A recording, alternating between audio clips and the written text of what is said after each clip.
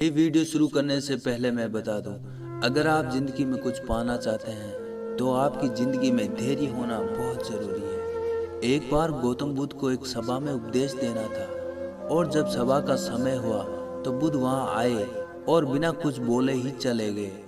लगभग उस सभा में 100 से भी ज़्यादा लोग उस सभा में बुद्ध का इंतजार कर रहे थे और बुद्ध का इस तरह का व्यवहार देखकर लोग चौंक गए, लेकिन बुद्ध से किसी ने कोई प्रश्न नहीं किया। क्या आप जानते हैं बुद्ध ने ऐसा क्यों किया? तो धैर्य बनाए रखें और वीडियो को अंत तक देखें। दोस्तों, अगले दिन फिर सभा का आयोजन हुआ और दूसरे दिन सभा में लोगों की संख्या पहले से आधी हो गई। महात्मा बुद्ध सभा में आए।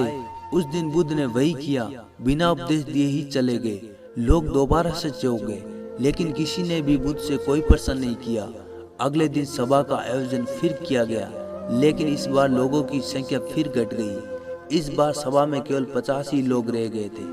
बुद्ध सभा में फिर से आए और उन्होंने इधर उधर देखा, बिना कुछ बोले वहां से फिर चले गए। इसके बाद कुछ लोग बहुत क्रोधित हुए क्योंकि लोग अपना काम छोड़कर आए थे, लेकिन किसी ने भी बुद्ध से कोई प्रश्न नहीं किया।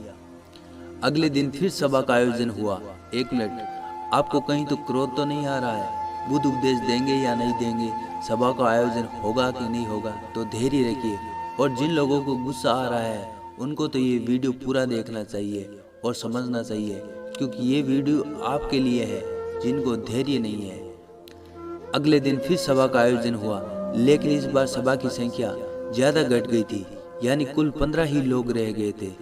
इस बार भी बुद्ध आए, लेकिन इस बार बुद्ध ने अपना आसन ग्रहण किया और फिर बुद्ध मुस्कुराए और बुद्ध ने उन 15 लोगों को उपदेश दिया और वह 15 लोग बुद्ध के भिक्षु बन गए। और आगे चलकर उन 15 लोगों ने बुद्ध के ज्ञान को अलग अलग दिशाओं में फैलाया। फिर एक दिन बुद्ध से किसी ने पूछा, बुद्ध, आप कई दिनों तक बिना बोले ही सभा से क्यों चले जाते थे? फिर बुद्ध कहते हैं कि मैं लोगों को खोज रहा था जो लायक है, यानी 100 से भी ज़्यादा लोग आए हुए थे। उनमें से ज़्यादातर लोग सिर्फ आए हुए थे, उन्हें मेरे उपदेश से कोई मतलब नहीं था, वह बस आ गए थे। और उससे ज़्यादातर लोग सिर्फ देखने और सुनने आए हुए थे कि सभा में क्या होता है। वे मेरे काम के लोग नहीं थे, क्योंकि वे लोग मेरे ज्ञान को औरों तक नहीं पहुंचा सकते थे। मुझे तो उन लोगों की खोज थी जो मेरे ज्ञान को जन जन तक पहुंचा सके। कई दिनों तक सभा में बिना बोले ही मैं इसलिए चला जाता था क्योंकि मैं ये देखना चाहता था कि वे कौन लोग हैं जिनके भीतर वास्तव में प्यास है।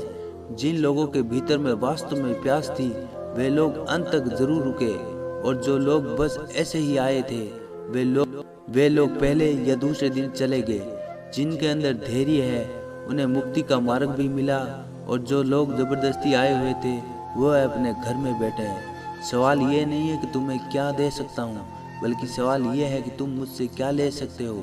तुम्हारा पात्र कितना बड़ा है और तुम कितने हकदार हो। जितने के तुम हकदार हो उससे ज़्यादा तुम्हें नहीं मिलेगा। फिर अब सवाल आपसे है कि क्या आप में है धैर्य? तो इंतज़ार कीजिए अपने सही समय का और इस वीडियो को अपने दोस्तों के साथ शेयर कीजिए। जय हिंद।